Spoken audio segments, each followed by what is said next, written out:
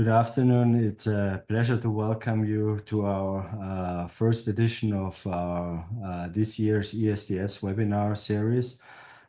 We've changed the outline of the webinars somewhat, and today we will start with a roundtable discussion on multifocal lung cancer.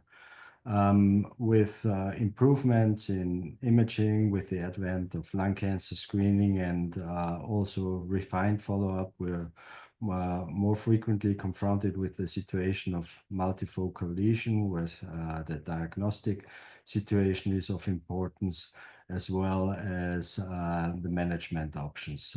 So we've put together a multidisciplinary board for this roundtable discussion, which shows also the importance of multidisciplinary approach and bringing in the options of different specialties and the view of different specialties. And I'm very happy that we have an esteemed board of speakers today. We will start with 5 minutes presentation of each, and thereafter have a discussion.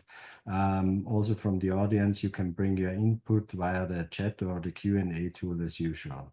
So I'm very happy that we have today here Cecilia Pompili. She's a thoracic surgeon from the University of Leeds, PhD there. She's having a clear focus on patient-reported outcome measures. She's also chairing the ESDS Women in General Thoracic Surgery group, and also leads the URTC Quality of Life group. Thereafter, Matthjs Oudkerk will present the radiologist's point of view. He's a professor of radiology at the University of Groeningen and currently works for iDNA and is involved in the For in the Long Run trial, which is the subsequent study after the Nelson trial, and also was involved in the Rubinska trial.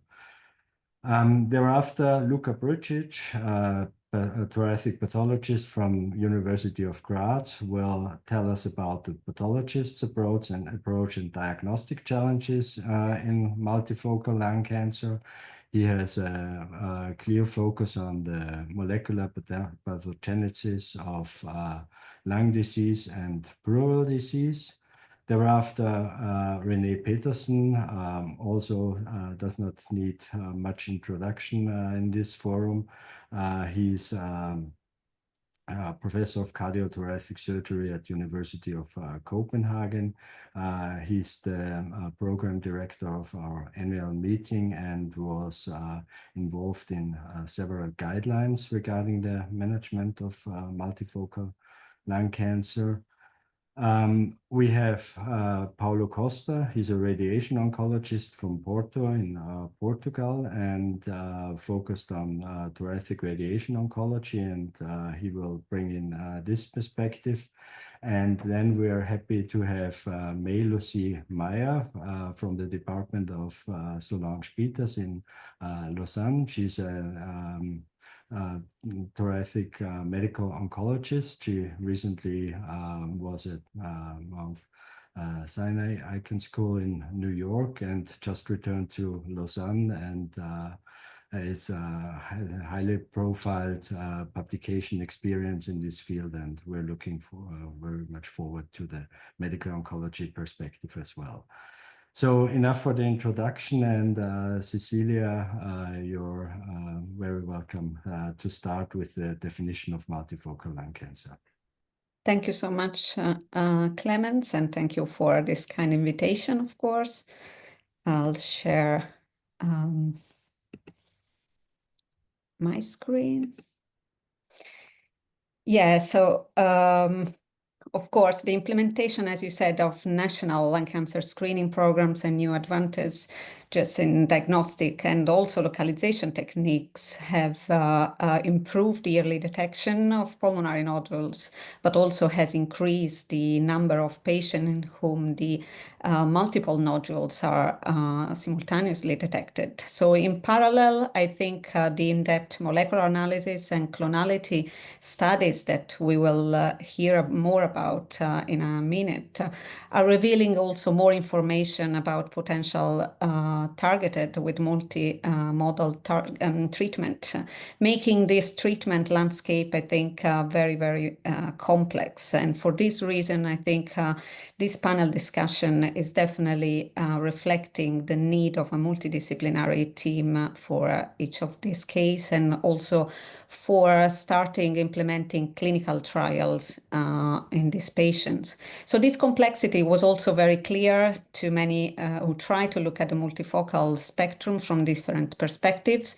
And surveys, as you can see from these editorials and previous esteemed colleagues' papers, several surveys of experts revealed that there was no consensus in how different people, different specialists who will classify particular tumors if looking at the 7th edition of the TMM.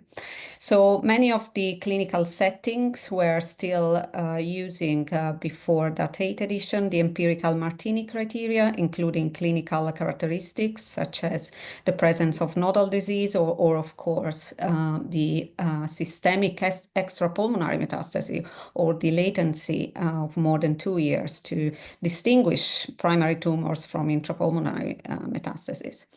But fortunately, in the 8th edition, for the first time, based on the clinical pathological and molecular findings, the ISLAC proposed revisions in the staging of the multifocal disease and presented 4 patterns of lung cancer that may synchronously manifest in multiple pulmonary sites. Each of these patterns require a distinct approach, and we will see in the next presentation how, up to the staging and treatment, and of course, further research is required to identify the origin of these separate lesions. I will go through this 4 very quickly, but the first category, of course, is the synchronous second primary lung cancer. So if 2 nodules show different lung cancer histology in a representative tissue specimen, they can easily be distinguished as a second primary lung cancers. Clinical and relative criteria have been defined, and the TNM classification should be applied, of course, for each nodule. In contrast, the presence of nodule with identical histomorphological features does not necessarily imply that these are manifestation of the same tumor. I will go just quickly here, but there are, of course, clonal relationship between different tumors in the same patient, and that have been, of course, already published and investigated by that was, of course, one of the first important paper by Liu and colleagues with those cases from 6 patients showing that all same patient lung cancers harbored distinct genomic profiles and were classified as a secondary primary lung cancer. The second cohort, in contrast to second primary lung cancers, which have been unrelated tumors, are separate tumors nodules, are a single tumor with intrapulmonary metastasis. Classification remain unchanged, and synchronous nodules in the same lobe are classified as T3. And of course, synchronous nodule of the same lung but different lobe are classified as T4. Multifocal adenocarcinoma with ground glass lipidic features present with either pure ground glass morphology or part solid morphology. Of course, Professor Petersen will go through in details with his recently published guidelines, but there are separate tumors like secondary primaries, and owing to the distinct clinical, pathological, and biological characteristics and similarities, they are considered as separate entity that is associated with an indolent behavior. The designation will not be applied to patients with multiple ground glass opacity that are thought to all represent benign or preneoplastic lesion. And of course, the TNM is applied for the T category of the lesion with the highest T, along with the number of the lesion in bracket. And lastly, of course, the diffuse neocytic type lung adenocarcinoma, which typically CT of patient with this type of adenocarcinoma shows a diffuse consolidative pattern that includes ground glass as well as solid component. There will be more radiological features that, of course, can affect the TNM, because T3 if confined to one lobe and T4 if involving different lobes, so following the TNM as before. I want to conclude this quick introduction as we know that the recently published 3rd edition of the staging manual, no changes have been made to the 8th edition definition and criteria for the 4 patterns of disease, and so the application of TNM still remain the same, recommending, of course, as a first step in approaching a patient with multifocal lung cancer is to exclude likely benign lesion as the less than 6 millimeters nodule. So thank you so much. I will stop here and pass to my colleagues the stage.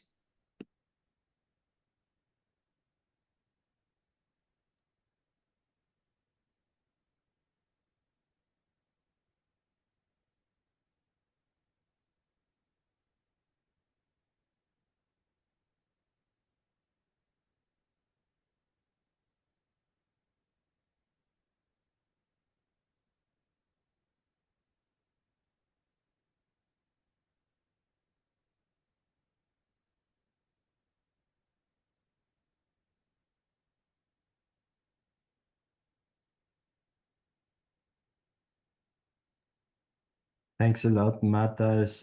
The stage is yours. Are there any issues with screen sharing?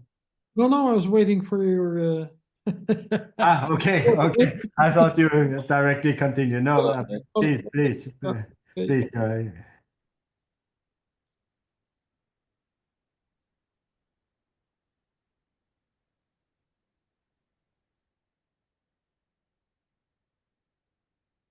Is it okay like this? Yes, perfect. Yeah. Can you hear me? Okay. So I think it's important to mention that in the studies that are running, so for the Netherlands, we did in the last 1.5 years 20,000 CT examinations in a smoking population, which is of course not comparable with the clinical situation. But we have daily the problem of multifocality. So it's a daily problem in the smoking population that goes from GGOs to part solids and solids. And I think there are 2 ways to look at it. So I think what you would like to address is also, of course, what you will encounter in a much broader context than in a screening population. So I think the rules that we develop from our experience are probably also applicable to the clinical situation. And it converges more and more from my point of view. So an important study that I would like to mention in this respect is published in the Annals of Thoracic Surgery by Hattori. It's a Japanese surgeon, and he did a lot of work in the follow-up of, so you know that better than I, but from his publications, it appears that he did a lot of work of segmentectomy versus lobectomy, with very interesting results also to the differentiation between GGOs and solid and more subsolid lesions. And this is particularly of interest that he published in this paper 272 patients with the division of what he calls part solid additional with GGOs, or more part solid lesions, as we often encounter in our studies. And here you see also the multifocal GGOs without a solid component. And the way I would like to use his data is that the lung cancer deaths were not seen in his series by the multifocal GGOs. And from a large review that we did on all published data so far on GGO in 2019, we found also that the GGOs represent a part of lung cancer that is slow growing and has a very low mortality impact. That is also shown here. As you can see here, part solid with additional GGOs. We would read it as GGOs with a developing a solid component. You see that mortality increases. And if you have more of them, then the mortality goes up. So that's important for us also. And this is one of the figures of his publication, as you can see here. He multifocal GDOs, he more or less sees as should be under surveillance, of course, because they can biologically deteriorate, but do not need direct intervention. Then you have the development of the solid component in GGOs that is reflected here. And if you have multiple nodules that have a solid component, he sees it in that broader perspective, he sees it as actionable.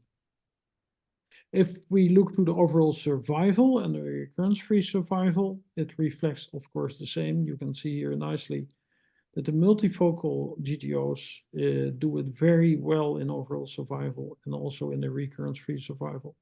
And then when solid components develop, the survival rates go down, which is also very clearly. So independently of his findings, we were working indeed in that direction.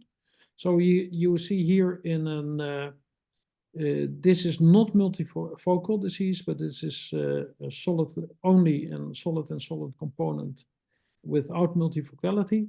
That you see the same trend here, that with GGO you see a better survival than when it's solid, as you can see here. Then the survival rates are going down quite sharply. Now, what can we do on the differentiation between unreal metastasis, a malignancy on one hand, and a primary tumor? Now, PET has been used in two, as I could see, not very large studies. One, an older one of 2010, and a more recent one that has published in 2020, small series. I selected this image, which shows very nicely the problem that the SUV is here in a primary tumor in the same patient. So multifocal disease, it's 22.3, and here the metastasis is 23.1. So no differentiation. In respect to FDG PET, and I would like to separate it from FAPI PET, it's a new development which is really far more specific in terms of tissue-related analysis. FDG is reflecting more or less the concentration differences in the FDG uptake, and that makes it, you have a kind of relative measurement, but not an absolute measurement, and it is very imprecise. The measurements reflect only the tumor metabolism activity, so the sugar metabolism.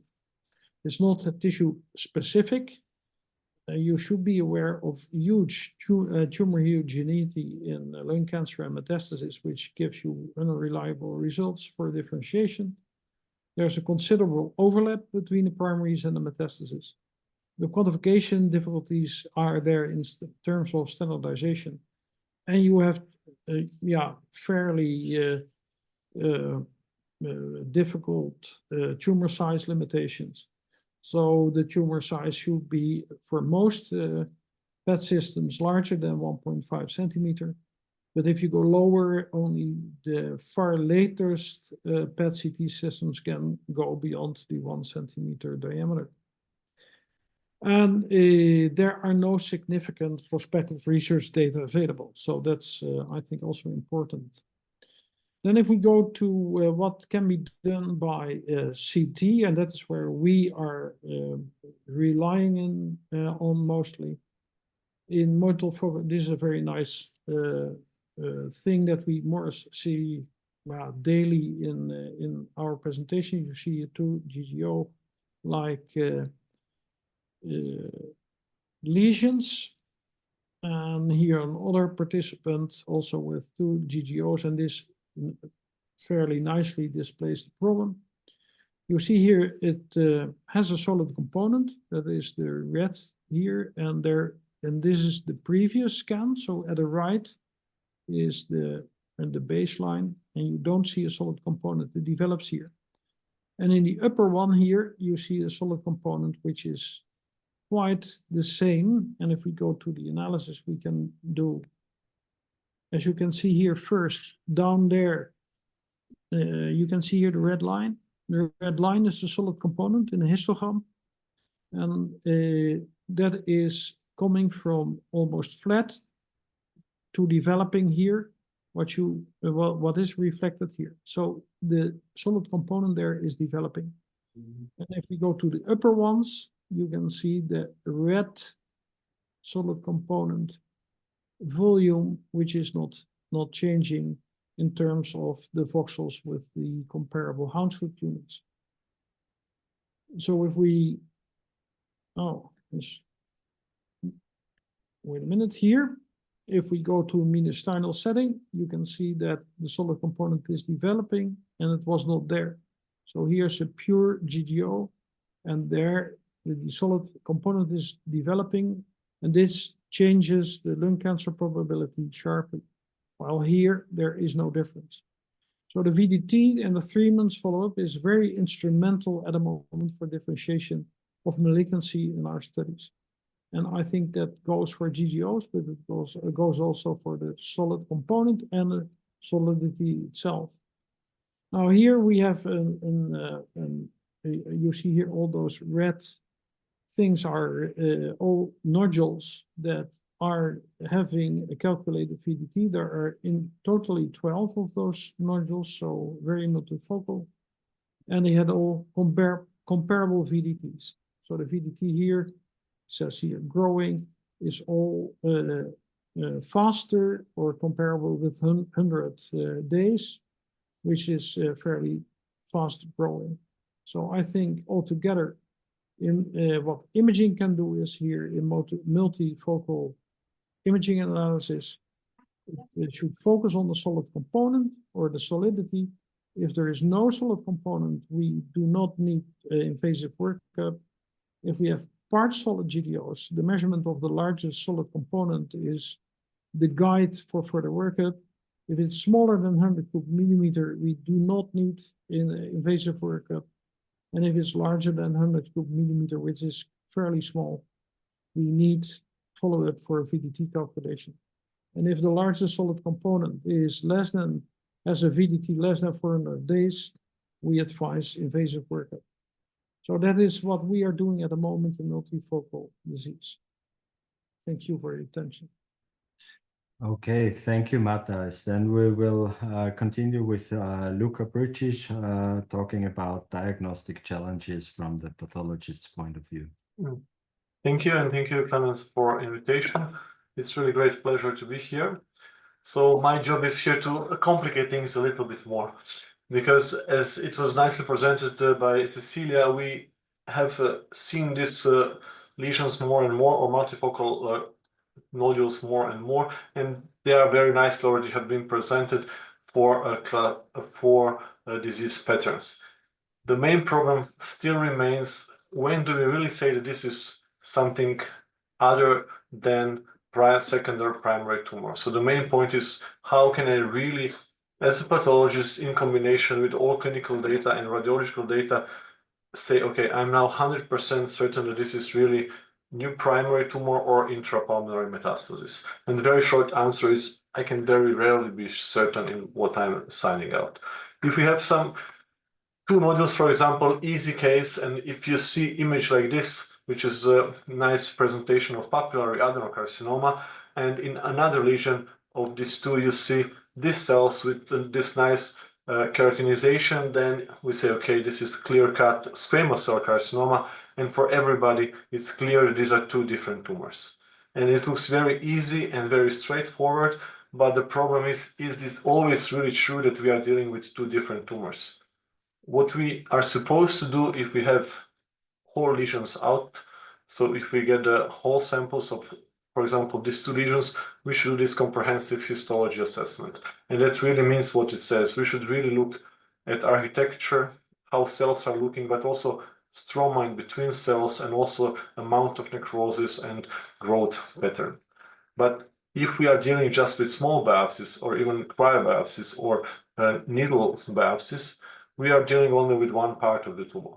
And you all know that the lung tumors can have very, very different patterns, and also up to 10% of adenocarcinoma can have, so 10% of adenocarcinoma as a tumor can have also squamous differentiation, and we still call it adenocarcinoma, and the other way around. So if the patient is unlucky and we really got from one tumor adenocarcinoma part, and from the other, we call it metastasis of this adenocarcinoma, but we get in biopsy only squamous cell carcinoma, then we say, okay, this is easy case, and we are dealing with two primary tumors. But actually, we might be really, really wrong.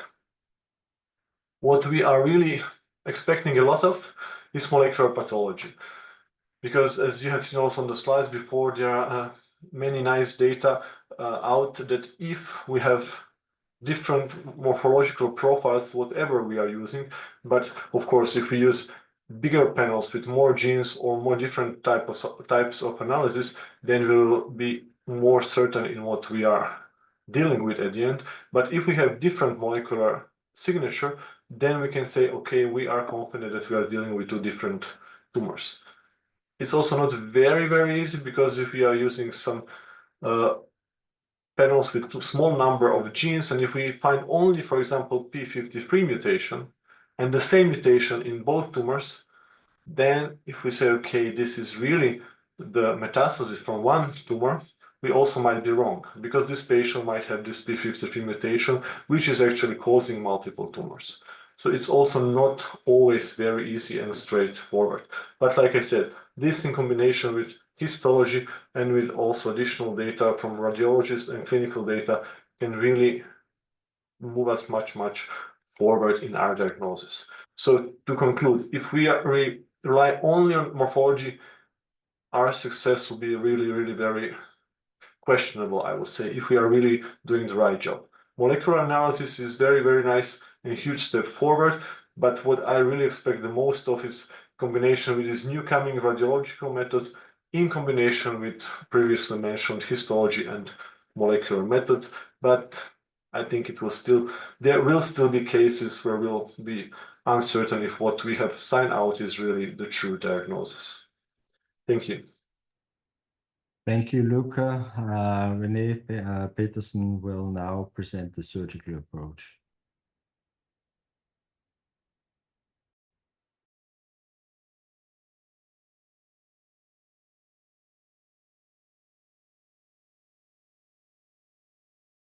Rene, you're still muted.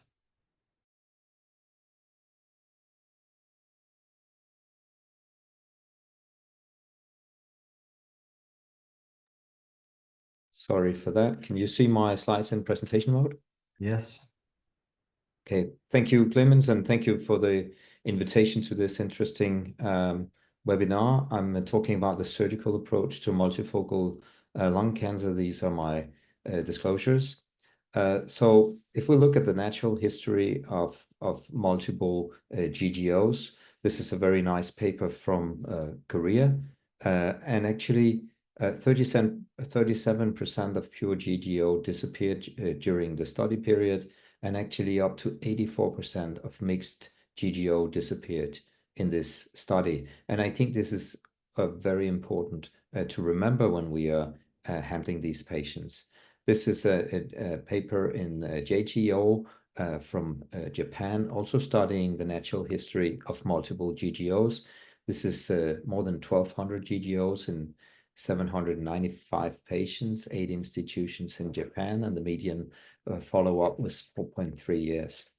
Inclusion criteria were persistence more than 3 months, less than 3 centimeter, and less than 5 millimeter solid component. And looking at the pure GGO, after 5 years, only 6% developed a solid component, and in the heterogeneous GGO, the solid component was growing and increasing in 22%. only after 5 years. I think this is very important when we handle these patients. We did a randomized control trial, a lung cancer screening trial, some years ago in Denmark. And this are an example from this screening trial as just presented. This is what we can see develop up to 8 years from atypical hyperplasia to non-invasive adenocarcinoma to minimal invasive adenocarcinoma and further to invasive adenocarcinoma. Next is, how do we manage these situations? I think we can all agree in the first two incidents that we should do follow-up, and as the solid component grows to more than 5 millimeters, how and when should we intervene as the lesion becomes larger? Is it a segmentectomy? Is it a lobectomy?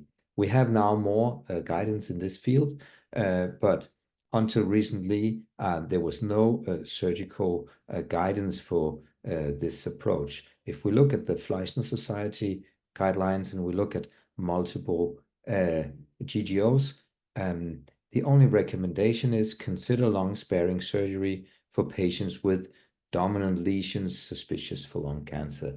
This is the only a recommendation we've had before, and for 3 years ago, EACTS and ESGS decided to do a joint guideline on the surgical management of ground glass opacity, and I had the privilege to chair from the ESGS side, and this is the task force members, all very knowledgeable in lung cancer.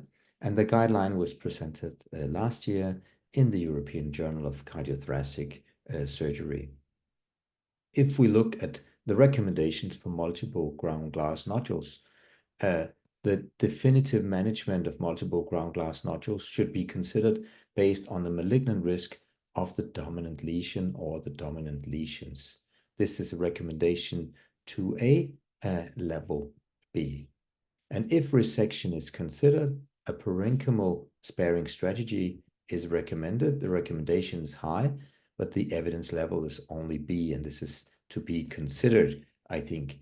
And at the time of resection of the dominant nodule, resection of further nodule resection should be considered according to accessibility and the total amount of lung tissue loss at the time of surgery, and the evidence level is only C for this approach. If we interfere, it should be in a minimally invasive fashion. We have good randomized controlled trials now to show this. So this is level A evidence.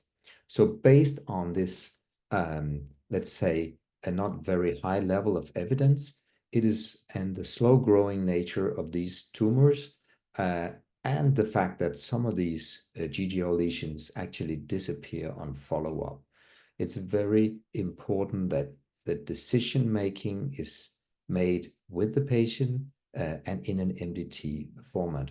But if you have a very old patient with multiple GGNs, you may want a more passive approach with follow-up. If it's a younger patient, you may want to interfere. So my take-home message here is that with the implementation of lung cancer screening, we will see more of these multiple lung cancer situations, and this will increase significantly. And careful individual evaluation of potential indication for surgery versus expectation follow-up versus other modalities that I'm sure we'll hear about today should be evaluated in an MDT setting, and patient involvement in the decision is crucial. If we do surgery and consider to do surgery, it should be minimal invasive and with a parenchymal sparing strategy, which could be typically a wide wedge resection and segmentectomy.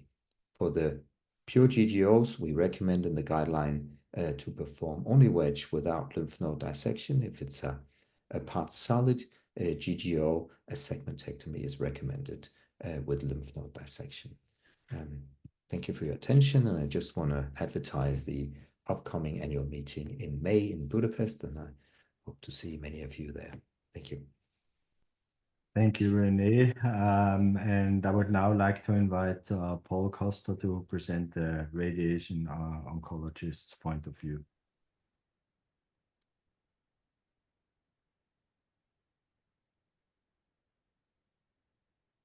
So thank you. Thank you very much for your invitation. It's a pleasure to be here and to speak in this surgeon and surgical meeting of another modality, which could be considered also as an option in treating these patients. So I would like to say that probably between 15 to 20% of lung cancer patients will present with early stage disease.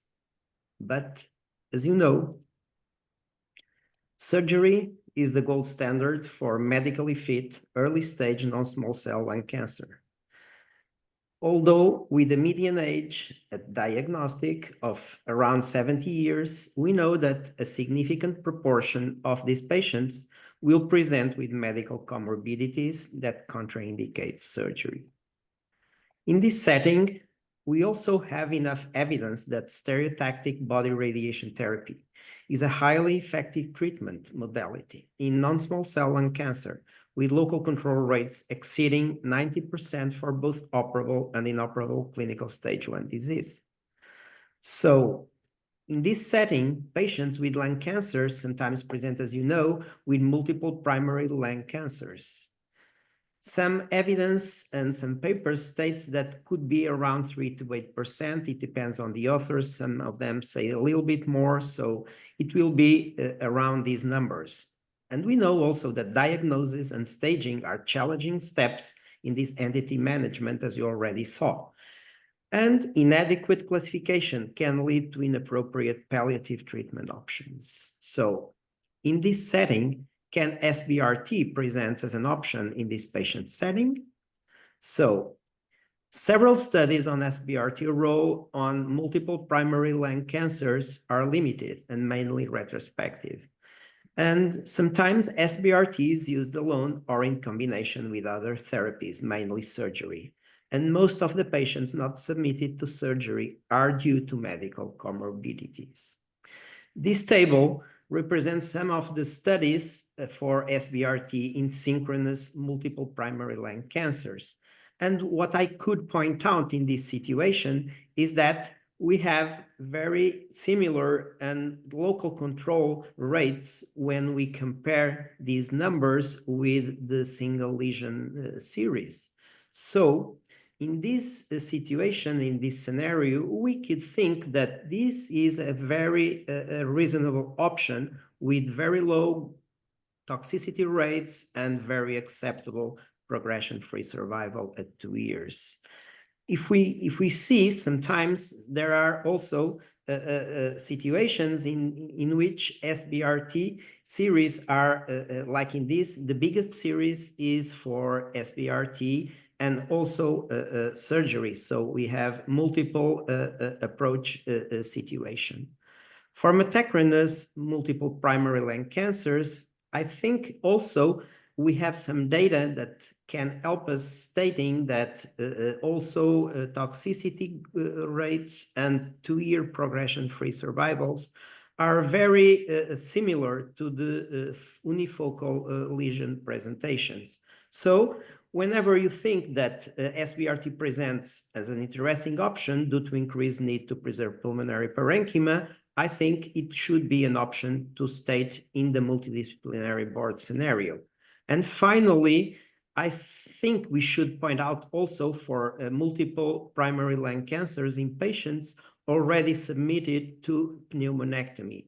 And in this situation, although progression-free survival, local control is very good and promising, we can see that toxicity rates are a bit higher. So in this situation, I think this urges for radiation oncologists to understand that probably we think that the restraints that usually use for doing SBRT in these patients should be adapted for this particular case scenario. So as closing remarks, I would say that surgery remains as the treatment of choice for multiple primary lung cancers. SBRT presents as a viable option due to its non-invasive ablative dose delivery while spares surrounding tissues. Patients not suitable for a second resection may have SBRT as an alternative curative treatment option with similar local control and overall survival. And evaluation and treatment options should be performed by a multidisciplinary team. Thank you. Thanks a lot for this overview, and we would like to continue with Lucie Meyer presenting the medical oncologist perspective. Okay.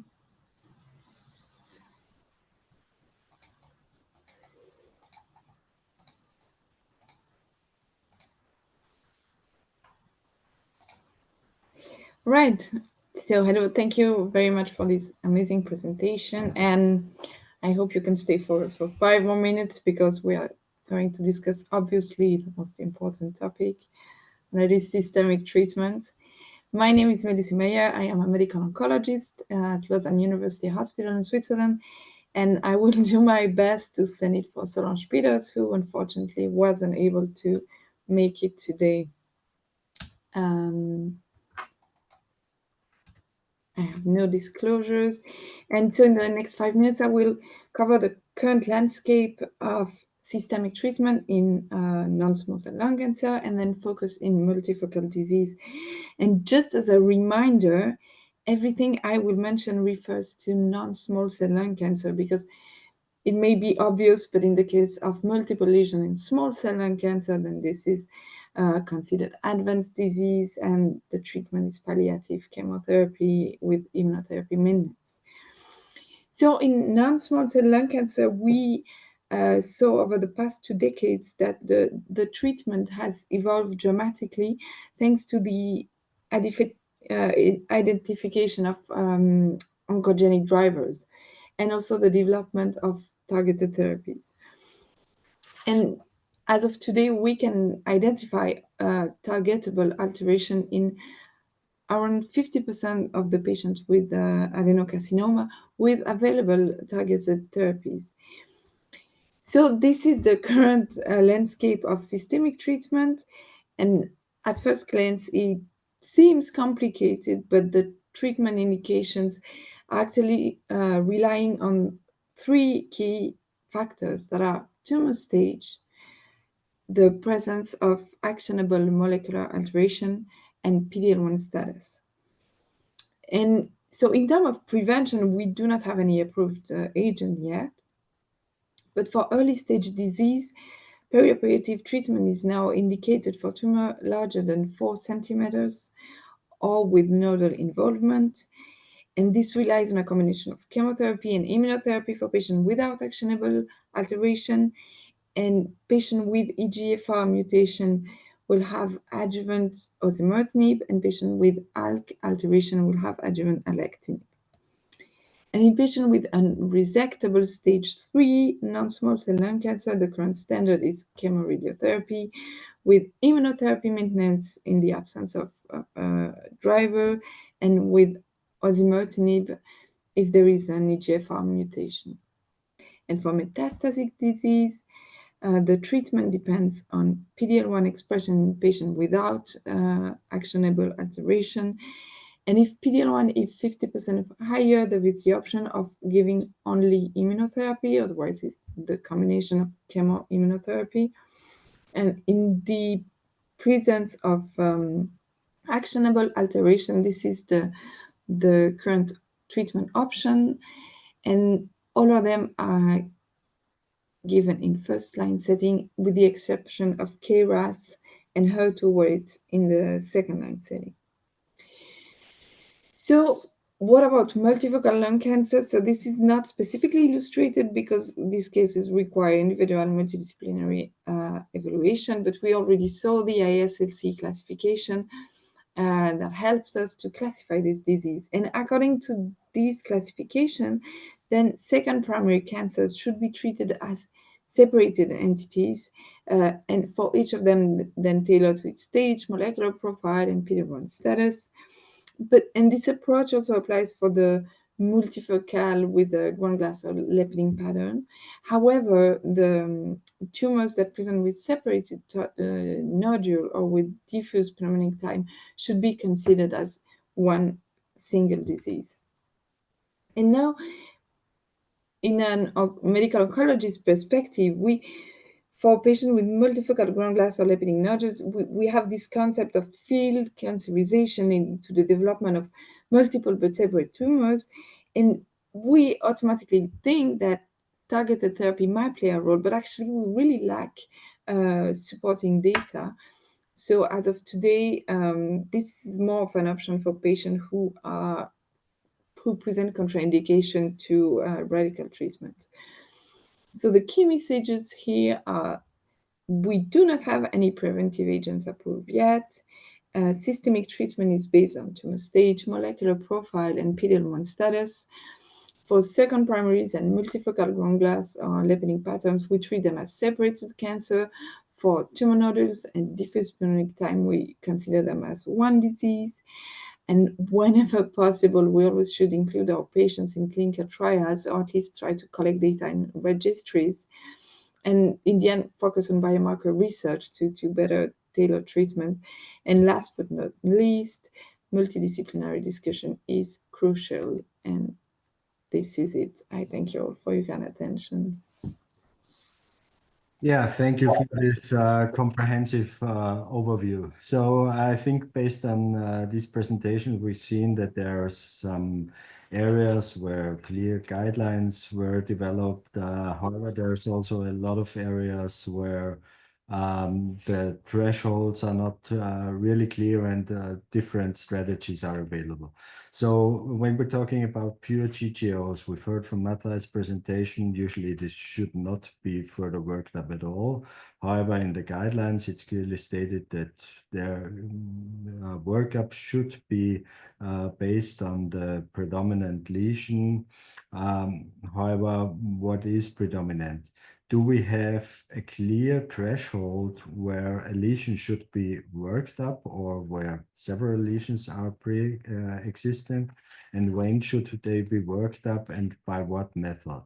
PET frequently does not light up in pure GGOs. Will FAPI be helpful in that indication?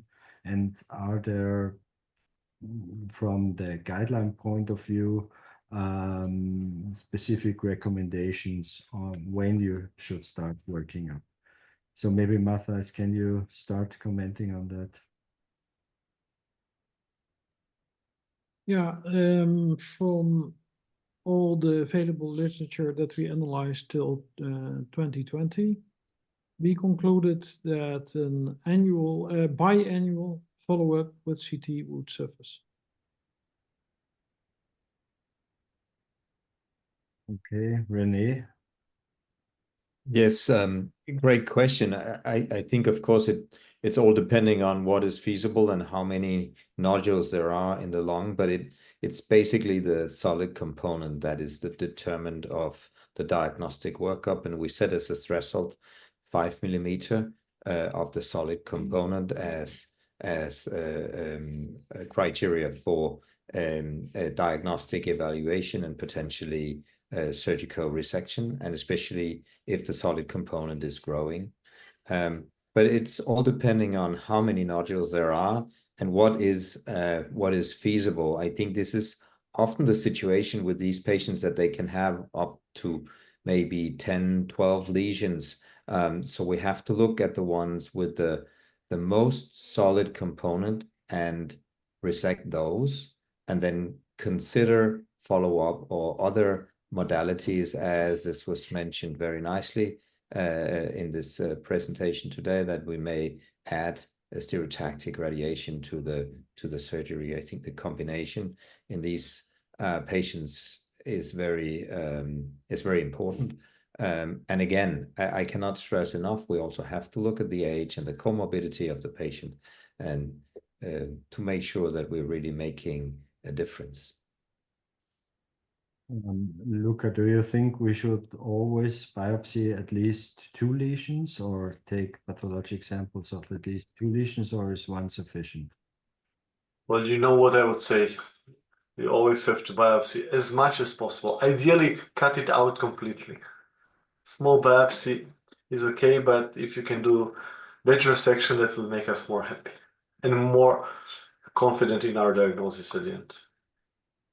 And would you do, if you get samples of 2 lesions, always routinely do molecular pathology of both lesions? Yeah, we would do it. Now, yes. 1 year ago, not. But now there are also data also for squamous cell carcinomas. Even if one lesion has a lot of keratinization and the other not, so it's a completely different morphology, there are new papers out that show clearly that also for squamous cell carcinomas, it's needed to do it in order to be very sure if there are 2 primaries or metastasis. Okay. Paulo, I have a question for you. Sometimes in semi-solid lesions, you have a clear differentiation of the solid component. However, the subsolid component is frequently, of course, not so clearly defined. So how do you delineate your radiation field in these lesions? First of all, I would like to add that also radiation oncologists like to have histology of the lesions, so that is extremely important. Considering your question, I think that we always try to put also in our CTVs the not solid component. So that is part of our usual planning, and only if it is not feasible in a SBRT plan, we are not going to put it inside. So usually what we try is to put all the lesion, the solid and the not solid part of the non-solid component inside the treating volumes.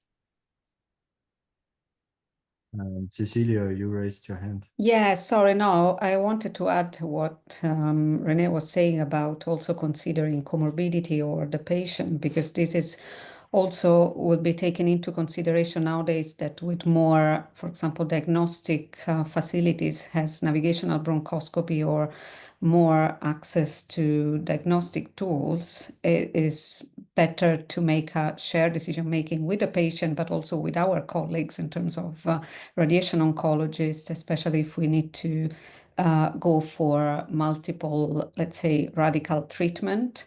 So again, taking into consideration all these factors is also helpful nowadays that we have more diagnostic tools as the navigation or the robotic navigational bronchoscopy.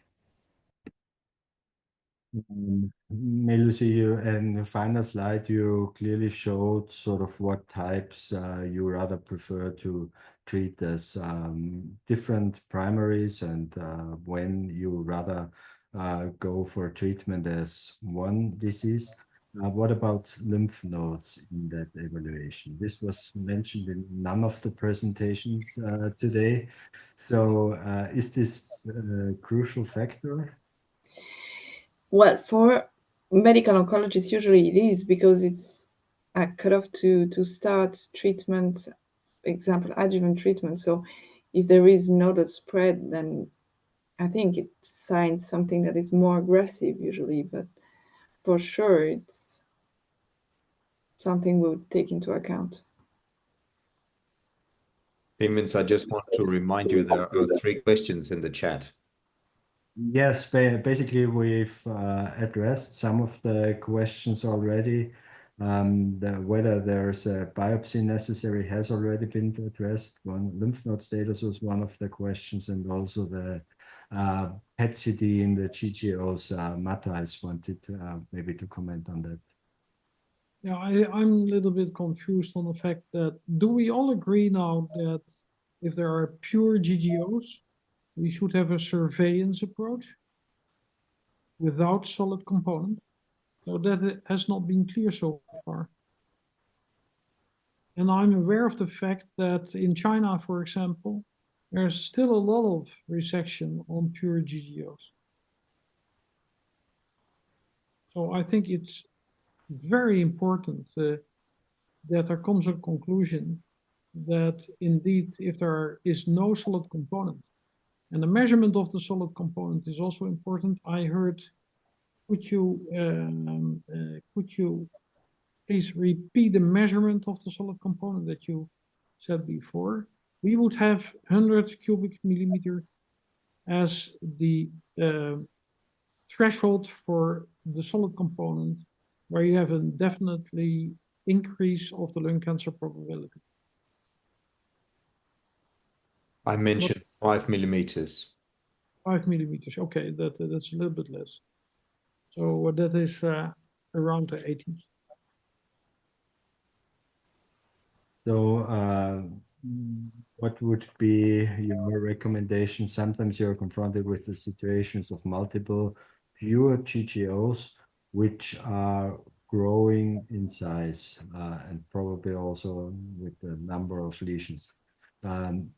Even in this situation, would you recommend against invasive workup?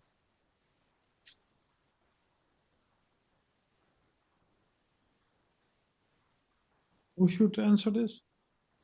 Well, Matthjs, maybe you can start. Yeah, if there is no solid component, I think that is pure radiology. Also, the threshold of 100. I think with most methodologies, the segmentation algorithms are fairly unreliable if you have measures lower than 100 cubic millimeters. So between the 100 and 200 cubic millimeters, the segmentation algorithms of the different companies become more and more convergent. But if you are lower, you have huge standard deviations from which you cannot really be sure what you're measuring.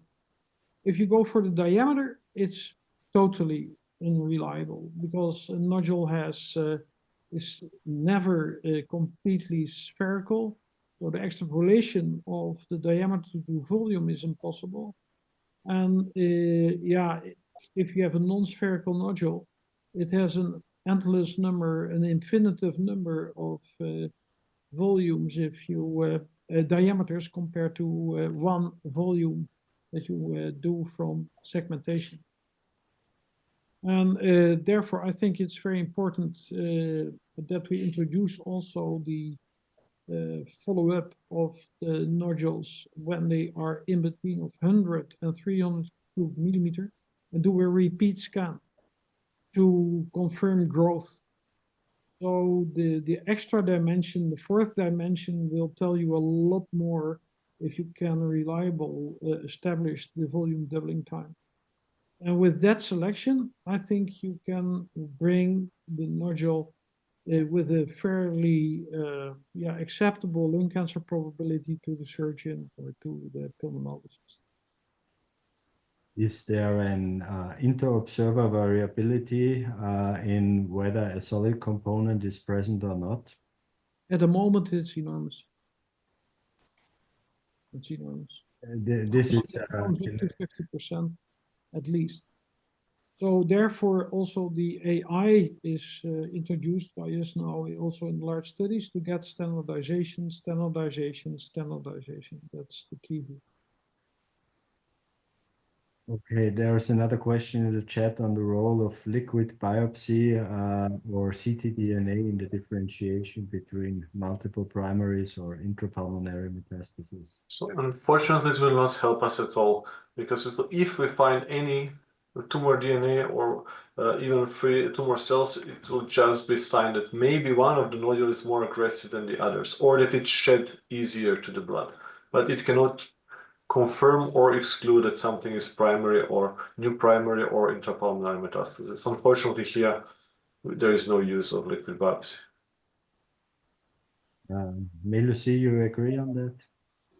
Yeah, I do agree. And moreover, it is not very sensitive in early stage disease. So even with negative ctDNA, we do not know if there is something happening or not.